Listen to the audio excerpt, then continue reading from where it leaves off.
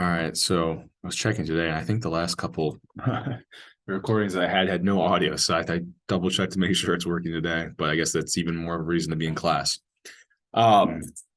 So what I have done on Canvas, just kind of point something out, is I kind of changed that iClicker category, so it's not being weighted anymore, but it shows you kind of all the individual kind of days. I then kind of dropped your three lowest and have reflected that grade down here in what looks like a new assignment. So that's the one that's going to be kind of factoring into your grade. Another thing, so I'll do the similar thing with the Excel and Connect assignments once the due dates of these last two have passed. Okay. So once you have those, or you could even do it now as kind of an estimate, I will upload this file. And actually, I'll probably do it after class is over. Oh, I thought I saved. Oh, let me see. Oh, I thought I saved it in here. Maybe I didn't.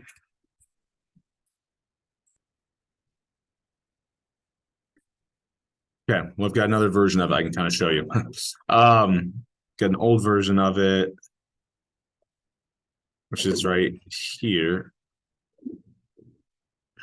So it looks something like this, right? Except for we didn't use these. So we'll kind of go over here, move this over, and then we will eliminate this. So it's going to look something like this, okay? So you've got each kind of category: Excel, online quiz, or iClickers, Connect grade, and then has kind of your two exam scores, and then a category for your final exam. Identifies kind of your highest, lowest, etc., and then it's going to kind of has this set to calculate your grade. So the one I must have saved it on my PC in my office. So I will give you a hypothetical person using the exact kind of weights that are outlined in the syllabus for this class. So you'll go on to Canvas. You should be able to see kind of what your overall Excel grade is. So maybe this person had an 80, kind of your iClicker grade or online quizzes grade. I will change this to say iClicker and the one that I upload. Put in what you had for that, Connect grade, what you got in the first two exams. And then you can basically play around with, okay, like this person probably would be maybe concerned about getting a C, right? So I don't know, they could show up and really bomb the exam and just barely fall below that threshold, right? Or, maybe they're interested if, okay, what if I ace, oops, sorry, wrong category. I wasn't looking when I was talking. Let's say they ace it, right? And they can see, oh, if I can kind of get an A on the exam, it'll bump me up to a B, right? And you can kind of play around with, knowing how well or how poorly you need to do to kind of get your desired grade, which I know you've got multiple exams probably next week. So kind of diverting your attention towards things that maybe are a little bit more, you're on the cusp of, right? This kind of gives you a little bit more idea of that. Okay. Any questions on that? All I'm doing is really doing a weighted average here, right? So things we've already looked at. How do we see that? So I'll upload this to Canvas. It'll just be under the Files tab. And when you open it, I'll have like some numbers in there, but you'll put your numbers from Canvas in there. I can't like have it automatically sync up to Canvas, which would be cool. Maybe it's an email worth sending. But yeah, you can kind of play around with this and kind of figure out what your potential. Okay. Any other questions on that? Okay. All right. So I'm going to keep working out the same set of files. We started looking at this stuff last class. Okay.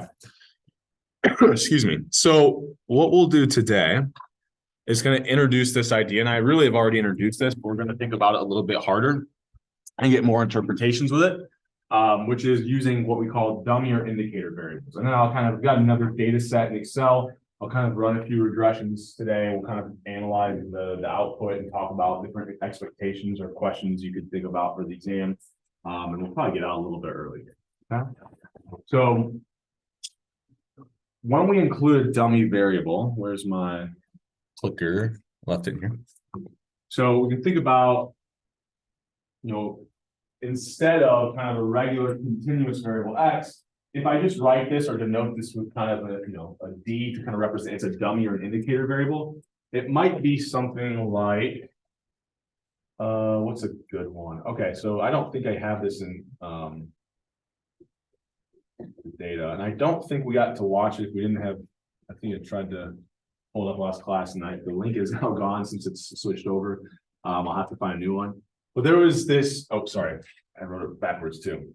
There was this clip of this economist, and he did all this work on kind of the influence of looks on things like wages or on happiness measures and all these things. And I'll kind of explain what the experiment was here in just a second. But, so this was kind of like our slope on our continuous variable x. And then we can kind of think about this dummy variable we had would be just whether or not the individual is female, right? So by including this indicator, we can kind of pick up whether or not there's maybe a wage gap that exists, right? So that coefficient would tell me the effect of a 1 unit change in x on my predicted y variable, or my predicted y value. Well, here a 1 unit change would just be going from the 0 group to the 1 group, right? Or comparing a female relative to a male, right? So if we think the pay gap exists, if we've ever heard of this, we're probably expecting that if we run this regression, we find that there's a negative coefficient there, right? That for females, we would predict kind of a lower overall wage, right? Now, this is a very naive regression. If we start including more controls, like, okay, well, what's their, what industry do they work in, right? How many years of experience do they have, right? All these other things, then maybe, that's, going to change our coefficient a little bit. And maybe we're actually picking up all these other things that might vary between males and females, right? But just on a naive regression, we could do something like this. So what this would tell us is, okay, let's think about if I wanted to look at this visually. So I've got some measure of beauty, I've got kind of wages, right? So maybe I look at the data and it looks something like this. And then maybe I look at the data. Oh, how do I want to do this? Actually, I'll go down all the way down here. And maybe there's some other observations. If I were to plot those, looks something like that. So it looks like I kind of have two groups in this data, right? It's almost like I could have two lines of best fit. Okay. So I think what maybe lines up more with this one, and I'll try to indicate this with different colors. So let's say I've got all this data, and these were all of my male observations. I just plot those, right?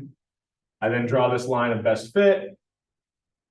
Its slope would kind of tell me the relationship between beauty and wages, right? For a 1 unit increase in however beauty is being measured, we would expect that the wages go up by whatever that slope is.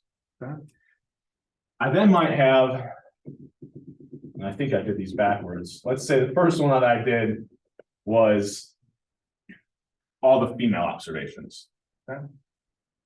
Now notice, if the individual is female here, right, this would become a 1.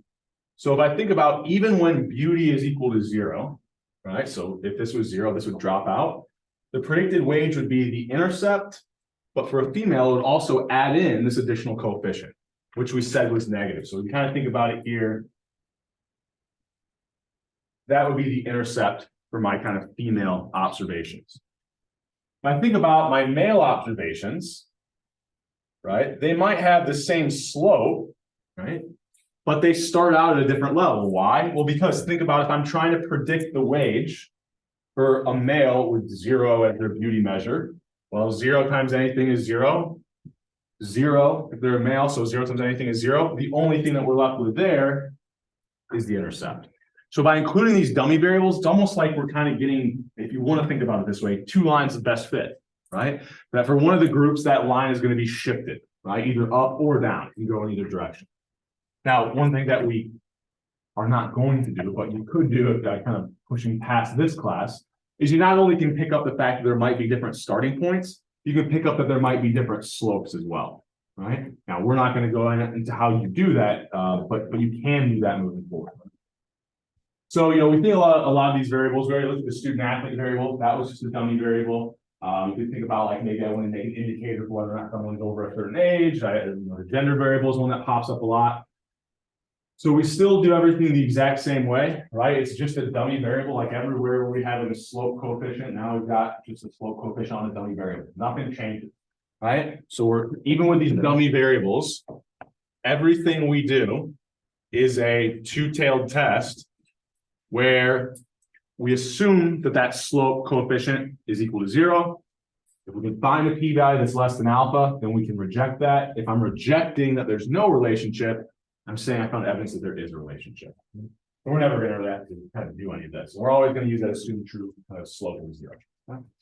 We're not going to do the steps. Excel is going to do all these steps for us and spit out at us. Let's skip ahead for a little bit. Right, spit out at us all this output. Okay. So let's lead up into this next example. So I think I have this up on the board where you can kind of think about we're getting like this shift for these different groups in the line of best fit. But we could also do something else, which is what if I want to include a bunch of dummy variables, right? So if I want to do this, one caveat is that, like, let's say I wanted to look at levels of education and try to use that to predict income. So maybe my first, dummy variable is, do they have only a high school degree, 1 or 0? And then do they have, my second dummy variable, do they have a bachelor's degree, either 1 or 0? And then do they have a graduate degree, 1 or 0, right? So I would include these indicators for every single group. The only problem is I need to think about what the interpretation is. So if I include all these years of education, like all these different levels, sorry, not years, all these different levels of education as my dummy variables, we said the interpretation of the slope is the predicted change in Y if we go from the 0 to the 1 group. Well, if I include an indicator for did you have less than high school degree, only a high school, some college, just a bachelor's degree or a graduate degree, I mean, I'm in one of those categories. So what's the reference group? So anytime we've got multiple dummy variables that are kind of trying to capture one thing, in this case, education, we're going to have to leave one group out. And that will be our base group of 0. Okay. So let's think about this, right?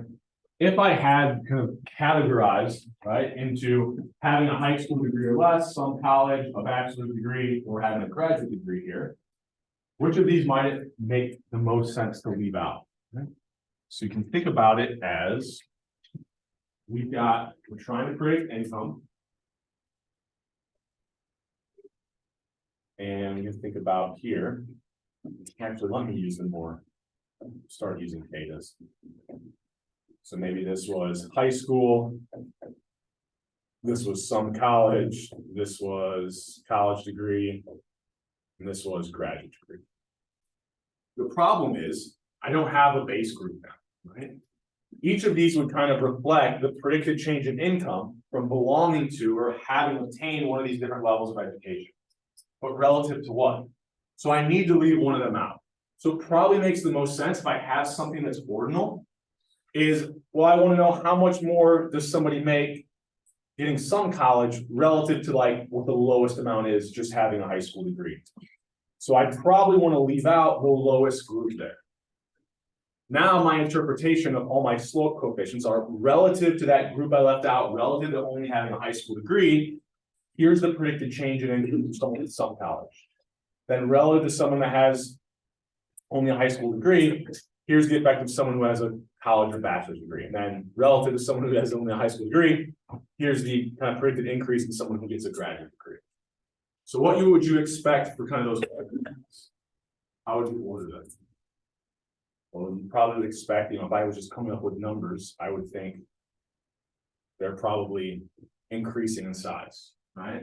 Having some college would probably predict the individual having a higher income than a high school degree, but having obtained a college degree or a bachelor's degree, probably better than just having some college, and then so on and so forth.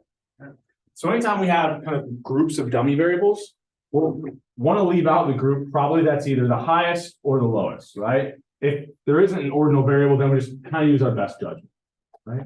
So I've got an example where I wasn't really sure going into it, so I'm just going to kind of use my best judgment, okay? Is this any questions on this 14? Okay. I might put an additional question that I don't have currently in the exam for all of you who showed up today. So if you're paying attention, I appreciate you showing up. So let's think about if we had a different example, right? So I had this data set laying around with athletic revenues. And and this was for Division I kind of teams. And I was thinking about, okay, maybe I just want to run in the right direction and figure out, like, all these schools or all these teams are like leaving conferences and joining other conferences now. And I might want to say, okay, if I was trying to just choose, like, let's say I'm Notre Dame and I don't, well, they kind of belong to a conference, but let's say before when they were independent, they were thinking about like which conference makes the most sense for us to join. Well, I want to enter the one that has kind of the highest predicted increase in my expected revenues, right? So I went through, looked at all this old data, looked at annual kind of revenues for these different teams. I then kind of categorized, okay, what conference did that team belong to? So if I put in every single team here, and then the only variables I've got are just what conference did they belong to? So ACC, Big 12, et cetera, et cetera. Okay. Well, I'm going to have to leave one of these out. If I were to run this in Excel, so I think the group that was left out was the American Athletic Conference. So each one of these coefficients will be relative to being in the American Athletic Conference. Belonging to the SEC would change my predicted revenues by whatever beta 3 is. So I can expect that's probably a pretty large value, right? Without going too far into it, like belonging to these larger conferences, there's a lot of shared revenue. So even if your team isn't that good, the higher quality teams in these, higher quality conferences will get more money, and there'll be more money revenue shared with everyone else. Right? So I could run this regression, and you'll kind of notice I kind of cut it off on not on purpose. It just gets cut off. I thought it would be a little bit. I didn't realize the screen would do this. Notice I've got kind of the AAC. That was the conference I left out, but I selected it when I ran the data. Excel can automatically tell, like if you've got a variable where you have to belong to one of those categories here, you've got to belong to one of these conferences to be in the data, it'll automatically drop one of them for you. Now, there's no rhyme or reason of which one it will drop, right? But it will drop one of them for you so that you kind of have your reference group. And sometimes it's kind of, I don't know, I kind of like doing it this way, sometimes just to remind myself of like, okay, what was the reference group here? Right? What was the conference that I left out? Okay. So we can start to look at this output and think about, okay, if I was a team and I belonged to the Pac-12 relative to belonging to the AAC, American Athletic Conference, I would expect revenues would be about almost $30,000 higher. Right? However, if I was in the MAC relative to the AAC, right, I would expect that my revenues would be about $22,000 lower. And I can go through and do this for every single conference. Well, you can kind of notice here, using these coefficients, which of these would be the best conference to join? Not a trick question. Yeah, the one that has the highest coefficient, right? Has the highest predicted increase in revenue. So I'm looking here, it looks like, actually, what was it? SEC? There it is, 71,000, right? Next closest is the Big 10 and Big 12, and they're still in the 50s. Okay. So, which conferences wouldn't I want to join? Well, Sun Belt, right? That looks like I think it's the worst. That's the highest negative value. Yeah, I wouldn't want to join the Sun Belt, right? I couldn't even tell you the team that's in the Sun Belt, so maybe that's part of the reason, right? So, this is a kind of nice example where you can run this in Excel. You don't even have to remember that you're leaving a group out. It'll do it for you. You get a pretty quick snapshot of just like, okay, how can I answer this question on what conference would be the best one for a team to join? Now, some things we've already talked about. I didn't include any other kind of controls here. I probably would want to include a lot of other controls, right? Maybe what was the win-loss record of the team the year before? Maybe, I don't know, the football teams,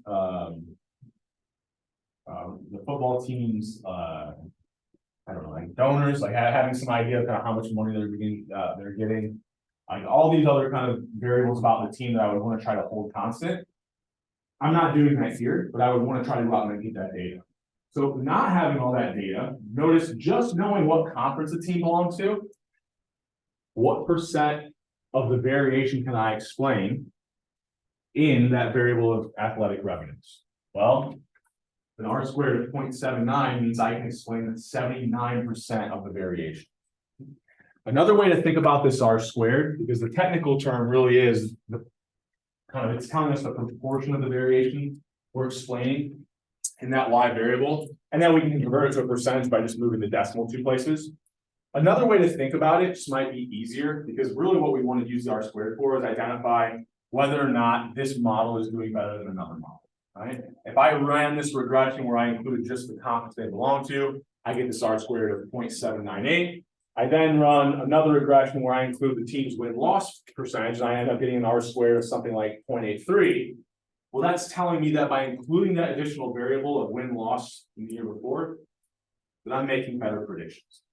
Right? The R squared being higher is basically telling me I'm making better predictions. Another way to think about it, it's not really technically correct, but I can think about it as like the ratio of my predicted Y values to my actual Y values. Right? So if I can make perfect predictions, then my predictions would be exactly equal to Y. I would get an R squared of 1. Or I could explain 100% of the variation based off of whatever variables on the right hand side I was using to make my predictions. So here, just knowing the conference, I'm like 80%. That's pretty high. Right? Questions for it? So if I'm looking at this, if you were to run this again, which of these groups might you choose to leave out?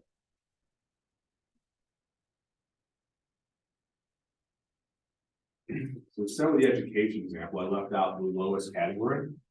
So if I'm looking here, which of these conferences would have the lowest predicted revenue? Some of them. If I leave them out, what's going to happen to every single one of my coefficients? They're all going to become. So if I'm using the Sunbelt as my reference group, then the predicted increase in revenue for every other conference relative to that group I'm leaving out should be higher. So all my coefficients should then become positive. Now the values will change a little bit as well because I've got a different reference group now. But by leaving out the lowest group, I'll have all positive coefficients. It's a little bit easier to kind of like order them real quick. If I were to leave out the SEC, now all my coefficients would be what? Negative, right? Because now I'm comparing to that zero group, the highest kind of conference, the SEC. And then I would have all negative coefficients. It might be a little bit easier to order them if they're all negative. I can then kind of look at this and say, okay, I made these predictions, but like, can I say that belonging to some of these conferences actually has a statistically significant effect? Can I actually reject that the effect of belonging to that conference is nothing, is zero? How can I do that? Well, I'll go through my p-values, right? So let's just kind of use an alpha of 0.1 at the 90% confidence level. Looks like for these first three, the p-values are all significantly less than 0.1. So I could say that belonging to the Sunbelt, the MAC, or the C Conference USA would all have an effect on my predicted revenues that's different from zero, right? I can reject that relationship is zero. However, if I'm looking at the Mountain West here, I actually can't say belonging to that conference will decrease my expected revenues. So I found an estimate, just like I can find the sample mean varies from this assumed true value. I found this sample coefficient of negative 11,000 varies from that assumed true value of 0, but it doesn't vary enough given the sample size that I have that I can actually reject the null. And so if I can't reject the null, I'm saying there is no effect of belonging to that specific conference. And then we will go through the rest of them. I think they've all got small p-values, right? So small, small, small, small, small. All these here, I could reject the null or say that these have a significant effect on predicted revenues. The only other one that I can't reject is this category of whether or not the school is independent, right? That p-value of 0.4 is not going to be less than 0.1. So I can't really say that the AAC, independent colleges, and what was the other one? The Mountain West, I can't say that their expected revenues or predicted revenues are any different from each other. But for all the other conferences, I can say relative to that AAC, I can say that they're significantly different, right? Because all of their p-values were less than that threshold out. Questions on that? Just as a reminder, how if I left off this column of the test statistic, how could I find my test statistic? You remember what I said in last class? Should be really easy. I've got a question on the exam that asks this. That should be the easiest question on the exam. All I do is take my coefficient, divided by that standard error. Right? So 25,000 divided by 9,000 gives you that test statistic of negative 2.77, so on and so forth. Okay.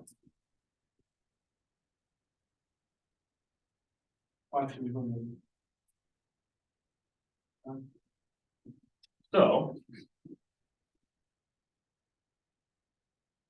I talked about that. Oh, I got another example I think is kind of interesting, just to kind of highlight the power of what we can do with linear regression or multiple linear regression.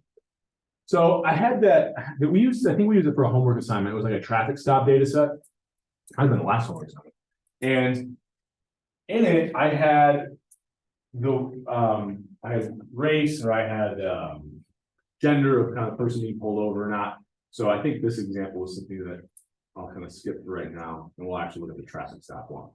So what I did is I had whether or not the officer was white, I had whether or not the officer was non-white, I had whether or not the driver was white or the driver was non-white. So I kind of thought about these different combinations. I could have, right, 4 different kind of combinations of officer and driver race. And maybe I could think about, if I'm trying to predict things like whether or not a ticket was issued or whether or not an arrest was made, is that influenced by the kind of officers and drivers race? So what I can do is think about this as, I've got the driver being white, officer white, driver non-white, officer non-white, driver white, officer non-white, and then driver non-white, officer white, right? Those are the 4 different combinations. So what I'll go through in the data is kind of create these indicator variables for whether or not in this traffic stop, was the officer and driver both white? 1 if it was the case, 0 if not. Then another one where the driver was white, the officer was non-white. 1 if that's the case, 0 if not. And then another 2 kind of a similar idea. And I want to include those into my regression. Okay. So now the interpretation of those coefficients, and here I was using some other controls that we'll look at in a second, like driver's age and officer's use of service.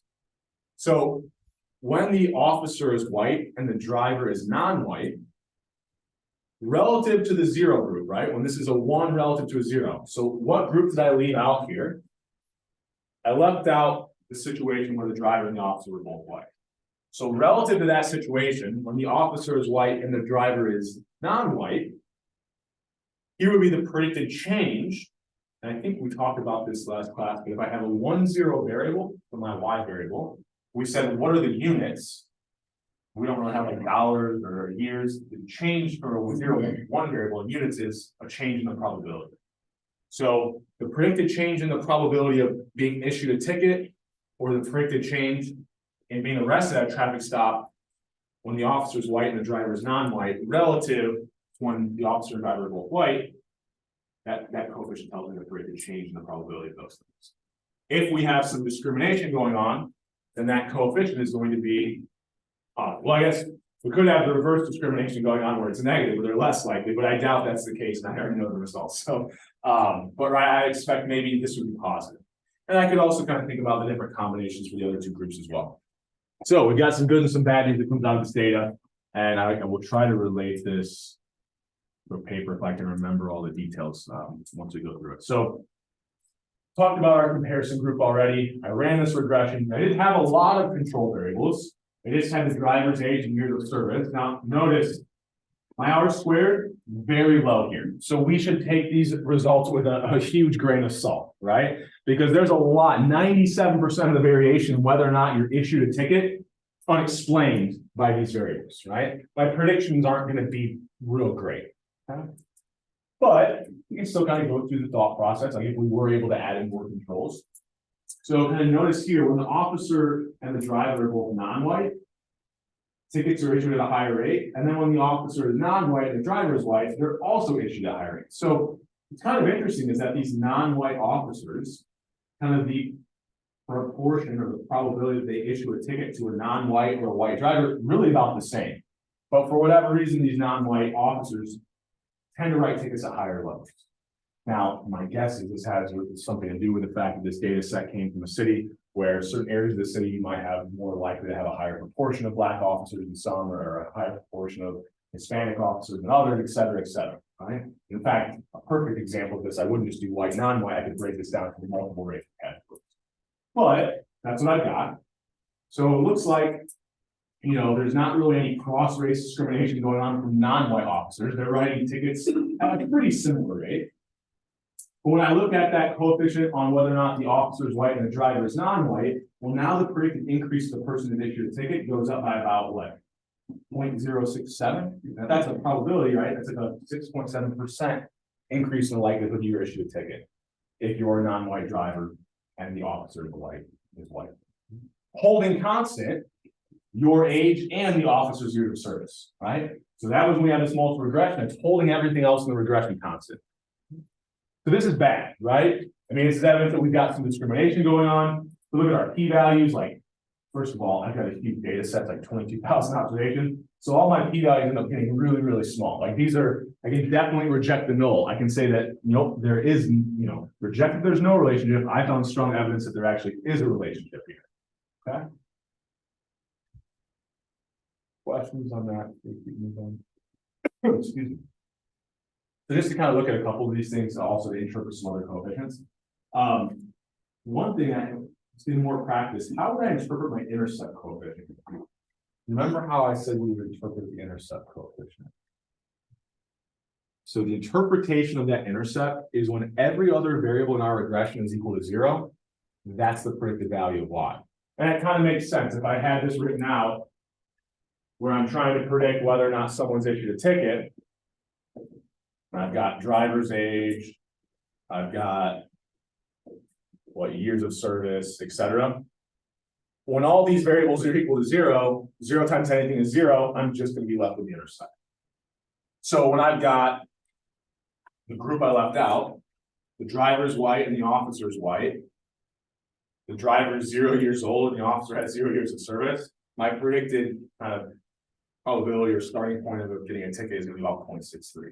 Now, this doesn't really have a lot of usefulness in our interpretation because a lot of the times this intercept is going to be it for a scenario that doesn't exist. So it's almost like, I'll give you a really basic example of it using something we've already done, which is SAT and GPA. Right? Let me think how this is going to look. Something like this. If I draw my line of best fit, I actually find that my intercept here is negative. Well, how can somebody have a negative GPA? It's not possible. You're right, it's not. But remember, this is just a line that picks up the relationship. What happens in actuality is nobody gets like a 10 on the SAT, right? All the data we see is shifted over here on the right. Now, when I have multiple variables, I can't give you a nice visual. It's like, some people are really able to view it, like they can see matrices in their mind and like can, you know, think about like these are not close to this 0 point. But that's still how we interpret the intercept. It's when all of those variables are equal to 0, even if that's not something we see in practice, this is where our predicted y value would start out. So the other two that we can interpret is age and then service. So for the driver's age, right, the units are just being 1 year older. So a 1 unit increase in driver's age predicts that the probability if they get pulled over, they get a ticket, goes down by about 0.003 or decreases by 0.3%. Kind of makes sense, right? The older you get, I think the less likely you just know how to deal with police officers. You're not mouthy maybe as much, right? So you're less likely to be issued a ticket. Or maybe the officer is, less likely to kind of stereotype you as a bad young driver. You can also make that interpretation. And then for officers' years of service, if the officer has 1 additional year of service, the predicted change in the probability we're issued a ticket goes up by about 0.003. So this, I guess, the story here is kind of supports like the curmudgeon police officer who, after years of experience, is more likely to write these tickets, right? Because they're just tired of people speeding through this, 25-mile-per-hour speed zone or something.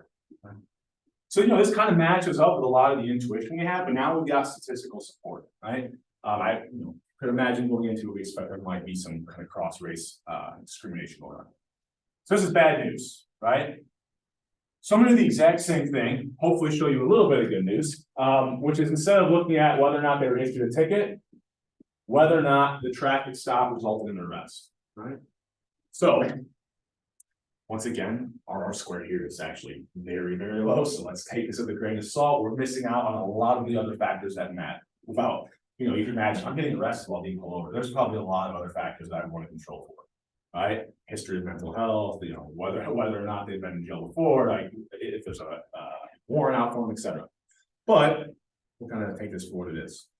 So we have those same three kind of race identifiers. We'll notice here when the officer and driver are non-white, and when the officer's non-white and the driver's white. Well, now we've got some evidence that there's actually kind of a difference here, right? 0.0006 as opposed to negative 0.003. Okay? So it looks like officers who are non-white are actually a little bit harsher on drivers who are non-white than they are on white drivers. Okay?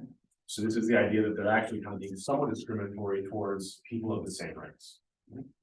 Because this decrease is much larger than this. And then when we have white officers and non-white drivers, relative to when they're both white, well, there we see a predicted increase in the probability that an arrest is made. So it looks like we've got some discrimination going on towards non-white drivers from both types of officers. Okay? So, you know, I'm a policymaker, right? Maybe I want to address this. Now, the good news is, yes, those are some differences. We found these numbers, you know, there are changes. But can I say that any of them are statistically different from zero? I mean, these two, not even close. My p-value is 0.7. That's not even close to less than any of our benchmark alphas. In fact, even for the one that has the lowest p-value, which is 0.12, at a 90% confidence level, I couldn't actually say that there's an effect of kind of this different racial combination relative to this group I left out when the driver and officer are both white. So when it comes to arrests, it looks like, well, we don't have really as strong of evidence that there actually is a difference, right? But for tickets, we have pretty strong evidence there is an effect here. So this is something like, you know, maybe people tend to discriminate at lower levels, like when it's lower levels of like punishment, like just issuing a ticket. But at higher levels, right, that discrimination appears to not be there as much. And then we can also interpret the other coefficients here when it comes to being arrested. Every additional year older you are, your probability to get arrested when you get pulled over starts to go down. And then for every additional year of officer service, you actually see that they're less likely to arrest the individual as well. And those are highly significant, right? Even the negative means to move that decimal 7 places to the left. So although officers being on the job longer are more likely to write tickets, they're less likely to use extreme punishment or extreme forms of punishment here, and then less likely to arrest you. Any questions over anything there? So hopefully this is kind of, I don't know, this is, I think, an interesting example. Obviously, like we would love a lot more control variables, but this was kind of the best that we had. What was that? What is the p-value for the opposite one? Don't pay this. That was for some. I was using this for another class, and we're not going to go into that. So, here's kind of a summary of those things. Excuse me. And I said I was going to try to remember this paper because it's really interesting. And the guy's name, I believe, is Roland Fryer. I should know it off the top of my head. I just know it from, I know it's R. Fryer, but I think his name's Roland. He's at Harvard, if I remember correctly. And he did all this work on whether or not police officers were more likely to kill a non-white suspect relative to a white one. And so this is kind of like, I know, the narrative of like, there's all these police killings, and it kind of always seems to kind of be white officers and usually kind of non-white suspects, right? So he had all this crime data and actually found kind of similar to the arrest data here, like it actually, there's no statistically significant difference between white or non-white suspects being killed by officers of either race, right? They're kind of very similar thing that I did here with the traffic stop data. However, so it's like, oh, there's no discrimination by police officers, right?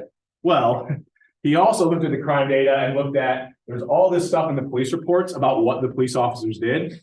And they were very, like, the p-values were very small when it came to instead not looking at whether or not the person was killed during the altercation, but the type of force. So they were more likely to use extreme types of force. They're more likely to use chokeholds. They're more likely to do all these kind of other extreme measures to a non-white suspect relative to a white suspect. Okay? So it's like kind of like this, like good news, bad news. Like good news, you know, they're not killing people because of their race. Bad news, they're treating them much worse, right? So it's not really, you know, it's kind of, we can take it, look at this at a bunch of different angles. And that kind of paper matches up with what we did here in the traffic stop data, where these extreme measures, maybe we don't see as much discrimination going on, but kind of at the lower levels, we see quite a bit going on, right? And at statistically significant levels. Any questions on that? So hopefully that's kind of interesting. Like I said, I always like doing stuff like that. You can do like gender discrimination if you had a data set similar. So the other thing that I wanted to look at today to kind of help us with this regression stuff is I put up this COVID regression data file on Canvas. So this is a little bit older of data, but I think it's interesting. So I have here, I was using like the number of new cases that they had, and I believe it was October of last fall. So this was after the vaccine, and there was all this discussion of like different states and different counties had different vaccination rates, and like, can I actually pick up with a regression whether or not getting a higher percent of my population vaccinated actually changes the number of cases, right? So I've got a little bit of a problem, which is I'm thinking about my Y variable here. Maybe I actually have it ordered correctly. Is the number of new cases. I've got the population in that county. I've got what region of the country they were classified as being in. So these are just all indicator variables. I've got the median household income, right? Because this might predict, something about human behaviors that might influence kind of whether or not the spread of COVID is higher or lower. I've got whether or not it was an urban or metro area. So this would like higher population density. It's probably going to pick up some of that. I've got another economic condition in that county, which is the unemployment rate. And then I had this data at the time, the percent of their population vaccinated. And I believe this was just at least one shot at the time. Okay.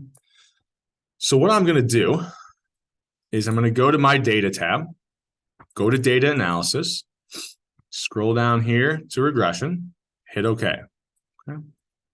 For my Y variable, I want to try to predict the number of new cases that a county is going to have, right, of COVID. So I select that entire kind of column. I then go to my X variables, and so we can see what I'm doing. I'll scroll up here. So what I'm going to do is from population, and actually let me move this bar, right?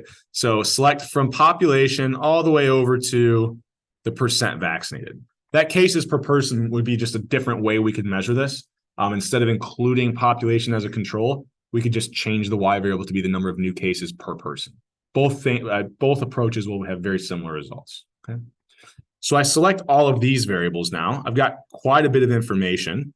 Hopefully I can kind of get some significance. I see some pretty small p-values. So I hit OK. Oh, what did I forget to do?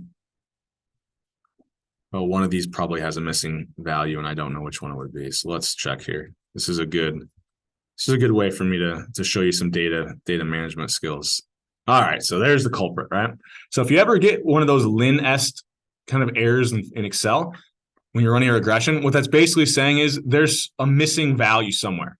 So it looks like when I use that filter tool, I can kind of check each variable. When I check the unemployment rate variable, I'm going to deselect all of them and have it only show me the blanks. Okay, well, for whatever reason, if I remember correctly, these are all in the Pacific. Yeah, these are all in Alaska, right? So I've got some problem observations because Alaska, like nobody lives there in some of these counties, and like data just takes a long time to get reported. So I'm going to select these observations where I was missing kind of unemployment rate measures. I'm going to delete them, right? And then going to go back over to that variable of unemployment rate and select all of them again so I can see everything. And I hope that's the only one where I had some missing values. We'll check population real quick, but I think that's the only one. I think I left it in there for a reason, if I remember right. So I think I fixed every other variable. So, all right, got that fixed. We'll go back in, reselect my Y variable, which was the number of new cases, reselect all the X variables I want to include on the right-hand side, all the way from population to vaccination. Control Shift, Command Shift on the Mac, hit the down arrow. I selected my labels, hit OK. Now it looks like it's running okay. I'll zoom in so we can actually see the results. Now I'm explaining quite a bit of the variation in the number of new cases that a county sees from COVID. right? Almost 82%, right? Or portion I'm explaining is 0.82. So this is probably a fairly reliable set of output to look at. So I can look at all these variables. Now notice my region of the country, like I mentioned earlier, if you don't leave out a reference group, Excel will choose one. So it left out the states that are considered to be in the Pacific. I believe that's just Hawaii and Alaska. So now we can start to interpret things like, okay, if the population goes up in the county by one person, the number of new COVID cases will go up by 0.02. Right? So this is just kind of capturing the fact that if I have more people in my county, well, of course I would expect to see a higher number of new cases. Right? Now, a 1 unit change here, and I'm seeing like this is really small. Like, how can I have just an increase in 0.02 cases? Well, that's because population, you could see it be like 1 million higher. If I wanted the effect of having 1 million more people, I would take the effect of one person multiplied by or 1 unit multiplied by around. And it's really significant, right? That p-value actually looks like it's 0. Doesn't even get the scientific notation so close to 0. Okay. Looks like for whatever reason, I'm guessing this one kind of captures the population density, but it looks like being in the Midwest or the Northeast, you're kind of seeing lower kind of rates than being in the Pacific, the West a little bit as well. It's kind of hard to explain exactly what's going on there. It would probably want more control variables that would vary across those regions, but we can interpret those, right? So being in the county in the South, considered being in the South relative to the Pacific West, I would expect the number of new cases in that county to go down by 963, holding everything else in the regression constant, right? Remember, we always have to add that in once we have multiple variables on the right-hand side. So let's go about median household income. So income was just measured in dollars. So if kind of the average or the median income in a county goes up by $1, we would expect the number of new cases to actually go down, right? And this is another problem. So if I don't have a comparison group, it'll sometimes screw the p-value of my other variables. I forgot about that. I should have left Pacific out. But basically that p-value ends up being small. We can try to run it. I can prove that to you here in just a second.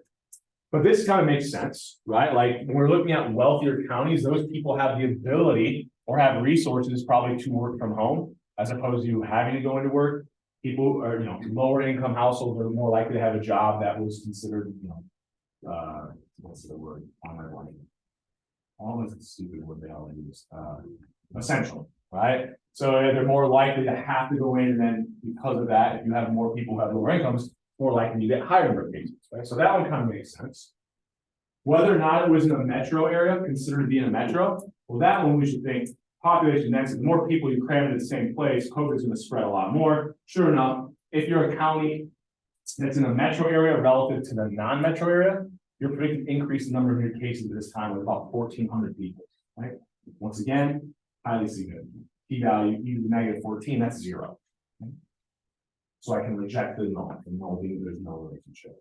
Holding everything else constant. So, two counties with the same percent vaccinated, same unemployment rate, same household income, same region of the country, same population, but one of them's in a metro area. Here's the proof of their number of new cases. Right? It's a lot more powerful to state. You can then do the unemployment rate. I'm just trying to get us more, hearing more of this, it becomes easier to interpret these coefficients. So the unemployment rate was just measured as percentages, right? So if the unemployment rate was 1% higher, then you expect the number of new cases to go down by 151. So this one's kind of weird, but if I have more unemployed individuals, I have fewer people that have to go into work. So I have less mobility. I have fewer people interacting with each other. And I would actually think, oh yeah, I would then see fewer cases. So sometimes it takes a second, to think through these, but yeah, this one kind of intuitively makes sense as well. Once again, p-value is pretty small. Now this is the one where it gets really weird, and I'll make a point about linear regression here, but I also think that it's, points to a higher issue. So if I look at that percent vaccinated, it's measuring the percent of the county that was vaccinated. What would you expect the sign of that coefficient to be? If more people are getting vaccinated, if this vaccine works, I should see the number of cases start to go down. Here I've got 1 more percent of my population is vaccinated. I actually saw cases in the county actually would be predicted to be 17 people higher. So what's going on here? Well, it's not that the vaccine isn't completely working, right? But what might happen if I'm vaccinated relative to when I'm not? If I think this vaccine gives me protection and it doesn't allow me to spread it, what might I do? Be a lot more likely to go out and about, right? And at this time, right, this wasn't too far removed from a lot of restrictions. So the more people getting vaccinated, you're actually going to have more and more people probably engaging in behaviors that are more likely, going to places where they're more likely to get the disease, right? More likely for it to spread. Sure enough, these counties who were getting higher percents of their population vaccinated actually, on average, saw an increase in the number of new cases because not everybody gets vaccinated, right? And if people who are vaccinated are out and about and it's not 100% protection, well, that change in their behaviors is actually what's driving that. So you can kind of, and that one, if we had a good variable that we can control for that, that would be good. I think that there's some people doing work on this, and I haven't really looked at I've been bad. I haven't really looked into the COVID literature because I'm just over it. But there's a lot of work being done on it. And I think that they're trying to control for this by phone tracking data. Like, I mean, this is terrifying if you actually know it exists up there. Like, there's data where they can track individuals' movements, like from the pings on cell towers, and know are people in this county moving around more than people in this county, right? On average. And so if I had that measure, I can kind of control for that. Well, now the percent that's vaccinated isn't going to capture the fact that people are changing their behaviors. I'm controlling for that. So I know, like I said, I don't know what they found with that. I know they were kind of working on using some of that cell phone data to try to control for that. But this was the best that I could do quickly, and I don't know, not pay a bunch of money for additional data. Yeah, all this was free, by the way. Like, you can go out and look at all this stuff. That's this was all from the CDC and the Bureau of Labor Statistics. Any questions on this?